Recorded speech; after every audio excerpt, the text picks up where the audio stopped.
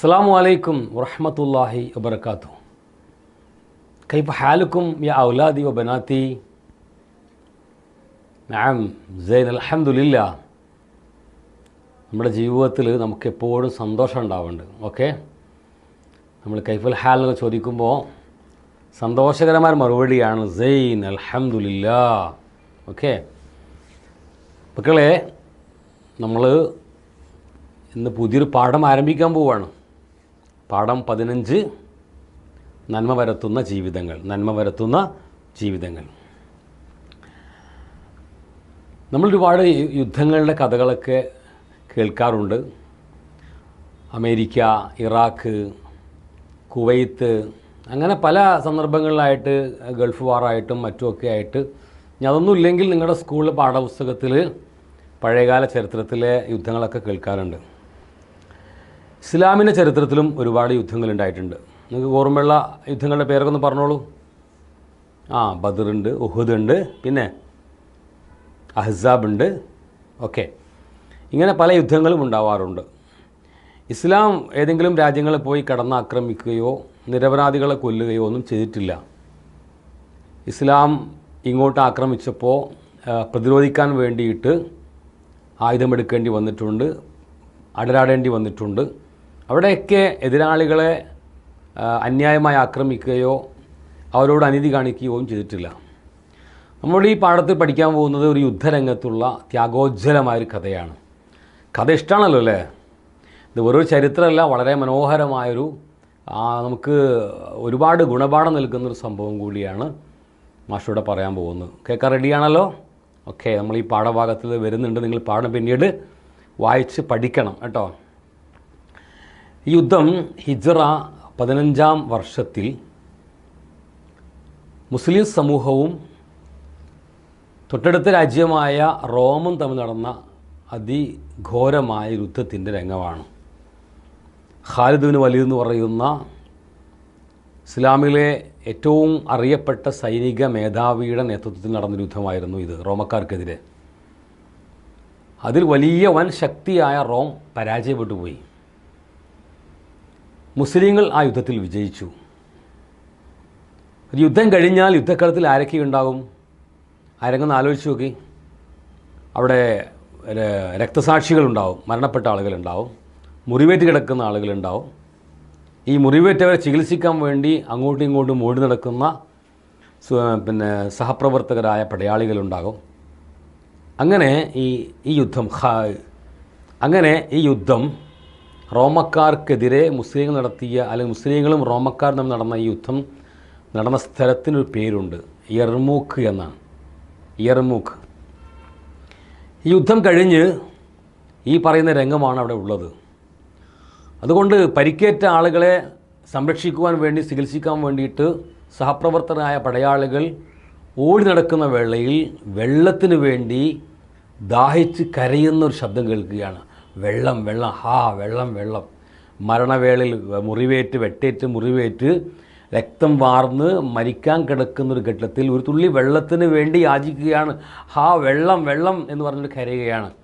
അപ്പോൾ ചികിത്സിക്കാൻ വേണ്ടി വന്നിട്ടുള്ള പടയാളികൾ, മുസ്ലിം പടയാളികൾ, ഒരു തോൽപാത്രത്തിൽ വെള്ളമെടുത്ത് ആ കരഞ്ഞ ആ സഹോദരൻ്റെ അടുക്കിലേക്ക് വെള്ളവുമായി ഓടിച്ചെല്ലുകയാണ്.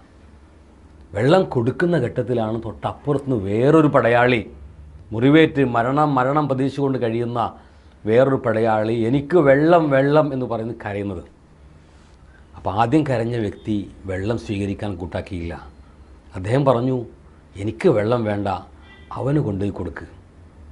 അങ്ങനെ ഈ തോൽപാത്രവുമായി വന്ന, വെള്ളവുമായി വന്ന ഈ സഹോദരൻ തൊട്ടപ്പുറത്ത് കരഞ്ഞുകൊണ്ടിരിക്കുന്ന ആളെടുത്തേക്ക് വെള്ളവുമായി ഓടിച്ചെല്ലുകയാണ്. അദ്ദേഹത്തിൻ്റെ കയ്യിലേക്ക് വെള്ളം ഒഴിക്കാൻ സമയത്താണ് തൊട്ടപ്പുറത്ത് മൂന്നാമതൊരാൾ കരയുന്നത്, എനിക്ക് വെള്ളം വേണം, എനിക്ക് ഇത്തിരി വെള്ളം വേണം എന്ന് പറഞ്ഞുകൊണ്ട് കരയുന്നത്. രണ്ടാമൻ പറഞ്ഞു, എനിക്ക് വെള്ളം വേണ്ട, ഒരു ഗ്ലാസ് വെള്ളമേ ഉള്ളൂ, അത് ആൾക്ക് കൊണ്ടുപോയി കൊടുക്ക്. അങ്ങനെ അദ്ദേഹം മൂന്നാമത് കരഞ്ഞ ആ പടയാളിയുടെ അടുക്കിലേക്ക് വെള്ളവുമായി ഓടിച്ചെല്ലുമ്പോൾ അദ്ദേഹം ആ വെള്ളം സ്വീകരിക്കുന്നതിന് മുമ്പ് തന്നെ അദ്ദേഹം രക്തസാക്ഷിയായി മരണപ്പെട്ടു. ആ വെള്ളവുമായി സഹോദരൻ രണ്ടാമത് കരഞ്ഞ വ്യക്തിയുടെ അടുക്കിലേക്ക് ഓടിച്ചെന്നു. വെള്ളം വേണ്ട എന്ന് പറഞ്ഞ് മൂന്നാമന് വേണ്ടി കൊടുക്കാൻ വേണ്ടി പറഞ്ഞ ആ രണ്ടാമനെ സഹായിക്കാൻ വേണ്ടിയിട്ടാണ് അദ്ദേഹം തിരിച്ചിങ്ങോട്ട് ഓടി വന്നത്. അപ്പോഴേക്കും അദ്ദേഹവും മരിച്ചിരുന്നു. അവൻ ഈ വെള്ളപ്പാത്രവുമായിട്ട് ഒന്നാമൻ്റെ അടുക്കലേക്ക് ഓടി വന്നു. ആദ്യം കരഞ്ഞ വ്യക്തിയുടെ അടുക്കലേക്ക് ഓടി വന്നു. അദ്ദേഹവും മരിച്ചു കഴിഞ്ഞിരുന്നു. ഇതൊരു ചരിത്ര സംഭവമാണ്. ഒരുപക്ഷെ ചരിത്രത്തിൽ തുല്യതയില്ലാത്തൊരു മഹാസംഭവമാണ്. മരണവേളയിൽ ഏതൊരു വ്യക്തിയും ആഗ്രഹിക്കുന്നത് ഒരിറുക്ക് വെള്ളം കിട്ടാനാണ്. അത്രയും ദാഹമുണ്ടാകും മരണസമയത്ത്. ആ സമയത്ത് പോലും തന്നെ പരിഗണിക്കാതെ തന്നെപ്പോലെ നിലവിളിക്കുന്ന തൻ്റെ സഹോദരനെ പരിഗണിച്ച ഈ സ്വഹാബികളുടെ ചരിത്രം നമുക്ക് അത്ഭുതം തന്നെയാണ്. അല്ലേ മക്കളെ? അല്ലേ? നമ്മളങ്ങ് ആലോചിക്കുക, അങ്ങ് ആ സമയത്ത് അവനവന് കുടിക്കാൻ എല്ലാവരും ആഗ്രഹിക്കുക അല്ലേ? ഇത് പ്രവാചകൻ വളർത്തിയെടുത്ത പ്രവാചകൻ്റെ സ്വഹാബത്തിൻ്റെ, പ്രവാചകൻ്റെ അനുയായികളുടെ ഏറ്റവും മികച്ച ഉദാഹരണങ്ങളിൽ ഒന്നാണ്. നോക്കൂ നിങ്ങൾ, മക്കയിൽ നിന്ന് മദീനയിലേക്ക് ഹിജ്റ വന്ന മക്കയിലെ വിശ്വാസികൾ, നമ്മളവരെന്താ വിളിക്കുന്നത് അറിയോ? മക്കയിൽ നിന്ന് ഹിജ്റ ചെയ്ത് വന്ന ആ വിശ്വാസികളെ വിളിക്കുന്ന ഒരു പേരുണ്ടല്ലോ. ഇതെന്താ? മുഹാജിറുകൾ, പലായനം ചെയ്തു വന്ന ആളുകൾ എന്ന അർത്ഥത്തിലാണ് അവരെന്ത് വിളിക്കുന്നത്? മുഹാജിർ എന്ന് വിളിക്കുന്നത് കേട്ടോ മക്കളെ.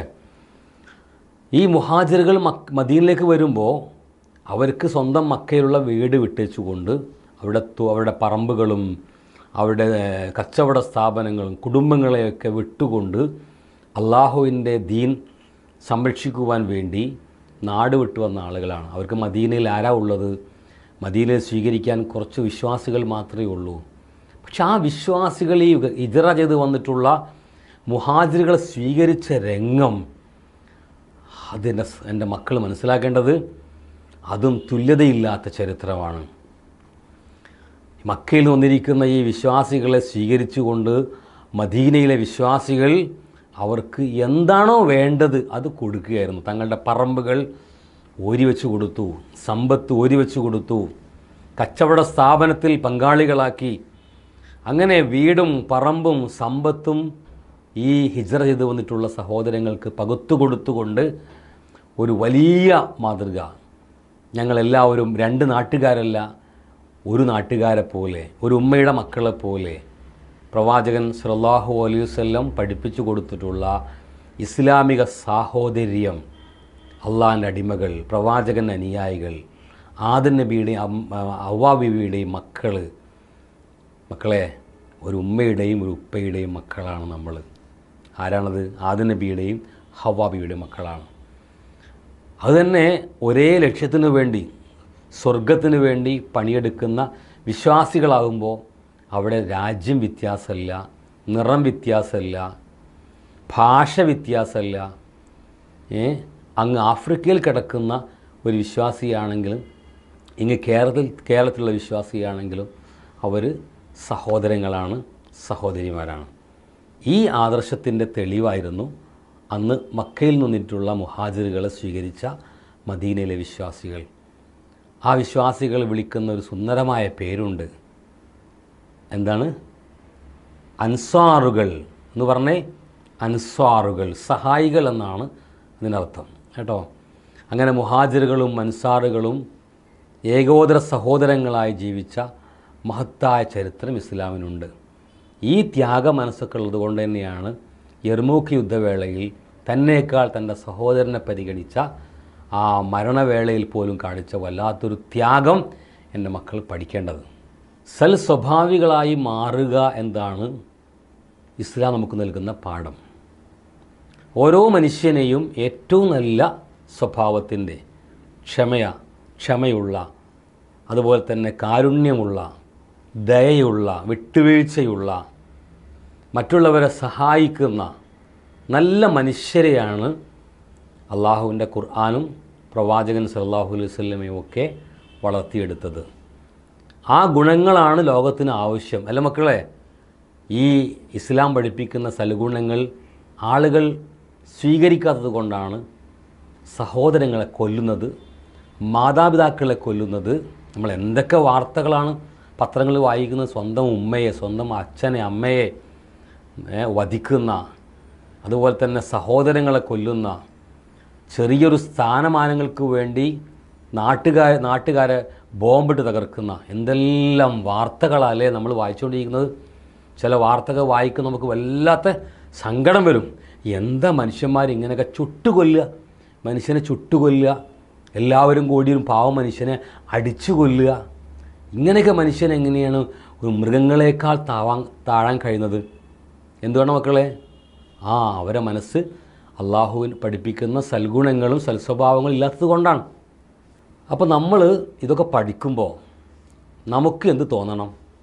ഈ അൻസാറുകളെപ്പോലെ മുഹാജിറുകളെപ്പോലെ ഏറെ പരസ്പരം സ്നേഹിക്കുന്ന, ത്യാഗം ചെയ്യുന്ന നല്ല സ്വഭാവത്തിൻ്റെ ഉടമകളായി മാറണം എന്ന ആഗ്രഹം നിങ്ങൾക്കിപ്പോൾ വരുന്നുണ്ടോ?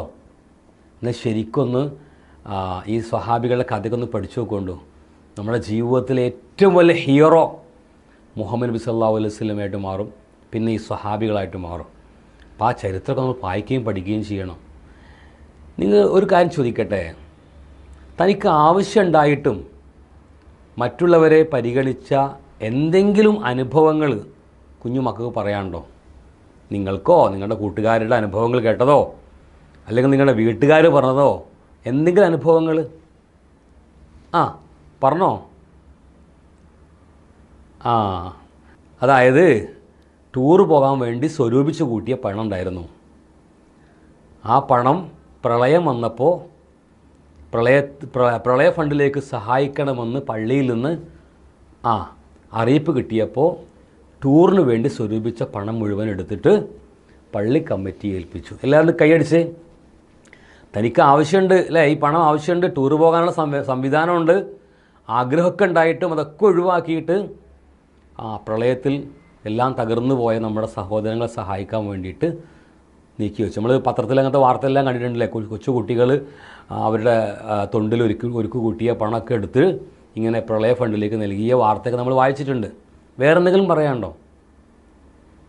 എന്താ പറഞ്ഞത്? ഉപ്പ ഗൾഫിൽ നിന്ന് കൊണ്ടുവന്ന ചോക്ലേറ്റ് അയൽവാസികൾ കൊണ്ടുപോയി കൊടുത്തു. ഓക്കെ, നിനക്ക് തന്നെ വേണമെങ്കിൽ കഴിക്കാമായിരുന്നു അല്ലേ? അപ്പോൾ നിനക്ക് കഴിക്കാണ്ടായിരിക്കെ തന്നെ നീ എന്ത് ചെയ്യാണ്? അയൽവാസി കുട്ടികളെ പരിഗണിച്ച് അവർ കൊണ്ടുപോയി കൊടുത്തു. ഇങ്ങനെ കുറേ കഥകളുണ്ടാവും. പണ്ടൊക്കെ ഹജ്ജിന് വേണ്ടിയിട്ട് ഒരുപാട് പണമൊക്കെ ഉണ്ടാക്കി, ഹജ്ജാണ് ജീവിതത്തിൽ വലിയൊരു ആഗ്രഹമാണല്ലോ മക്കളെ, ഹജ്ജ് ചെയ്യാന്ന് പറഞ്ഞാൽ. അപ്പോൾ ഹജ്ജിന് വേണ്ടി അങ്ങനെ പണമെല്ലാം ഒരു സ്വരൂപിച്ച് കൂട്ടിയിട്ട് ഹജ്ജിന് പോകാൻ വേണ്ടി നിൽക്കുന്ന വേളയിലാണ് ഒരു പാവപ്പെട്ട വ്യക്തിയെ കാണുന്നത്. അപ്പോൾ അദ്ദേഹത്തിന് ഈ പണം കൊടുത്ത് ഹജ്ജിന് പോവാതെ ഈ പണം കൊടുത്ത് പാവത്തെ സഹായിച്ച അനുഭവങ്ങളൊക്കെ മുമ്പ് കേട്ടിട്ടുണ്ട്. അപ്പം ഇങ്ങനെ നമുക്ക് നമ്മളെക്കാൾ മറ്റുള്ളവരെ പരിഗണിക്കുക, അതാണ് ത്യാഗം എന്ന് പറഞ്ഞാൽ. അങ്ങനെ ചെയ്യുന്ന ആളുകളെ അള്ളാഹുവിന് വലിയ ഇഷ്ടമാണ് കേട്ടോ. പ്രവാചകൻ്റെ കാലത്ത് തന്നെ സംഭവം ഉണ്ടായിട്ടുണ്ട്. വീട്ടിലേക്ക് വിരുന്ന് വന്ന ഒരാൾക്ക് വീട്ടിൽ ആകെയുള്ള റൊട്ടി, അയാൾക്കും ഭാര്യയ്ക്കും കുട്ടിയും കഴിക്കാനുള്ള റൊട്ടി, ആകെ റൊട്ടിയേ ഉള്ളൂ. കുട്ടിയെ ഉറക്കിയിട്ട് വിളക്കണച്ച് താൻ കഴിക്കുന്ന പോലെ അഭിനയിച്ച് വിരുന്നുകാരന് റൊട്ടി കൊടുത്ത ഒരു സംഭവം റസൂലുള്ളാഹിയുടെ കാലത്ത് ഉണ്ടായിട്ടുണ്ട്. അതൊക്കെ അള്ളാഹു തന്നെ ഈ അത്ഭുതത്തോടു കൂടിയാണ് നമ്മോട് പറഞ്ഞു തരുന്നത്. അപ്പോൾ തന്നേക്കാൾ മറ്റുള്ളവരെ പരിഗണിക്കുക എന്നുള്ളതാണ് നമ്മൾ ഈ പാഠത്തിൽ പഠിച്ചിട്ടുള്ളത്. നമുക്ക് ഈ കാലത്ത് മറ്റുള്ളവരുടെ നിത്യരോഗികളായി കിടക്കുന്ന ആളുകളെയൊക്കെ സഹായിക്കാൻ വേണ്ടി ചില നന്മമരങ്ങൾ എന്നറിയപ്പെടുന്ന ചില നല്ല മനുഷ്യന്മാരൊക്കെ സോഷ്യൽ മീഡിയയിൽ സഹായം അഭ്യർത്ഥിക്കുന്നു. ലക്ഷക്കണക്കിന് രൂപ ആളുകൾ സഹായിക്കുകയും ആ രോഗിയെ രക്ഷപ്പെടുത്തുകയും ചെയ്യുന്ന വാർത്തകളൊക്കെ നിങ്ങൾ കേട്ടിട്ടുണ്ടാവും. നിങ്ങളും സമൂഹത്തിന് ഉപകാരമുള്ളവരായി വളരുക എന്നാണ് ഈ പാഠം നമുക്ക് നൽകുന്ന സന്ദേശം. നന്നായിട്ട് പാഠം വായിക്കണം, രസമുള്ള കഥയാണ്. പിന്നെ അൻസാറുകളെ പറ്റിയും മുഹാജിറുകളെ പറ്റിയൊക്കെ വായിച്ച് പഠിക്കുക. പിന്നെ അൻസാറുകൾ ചെയ്ത സേവനങ്ങളും ത്യാഗങ്ങളും നിങ്ങൾ വായിച്ച് മനസ്സിലാക്കുക.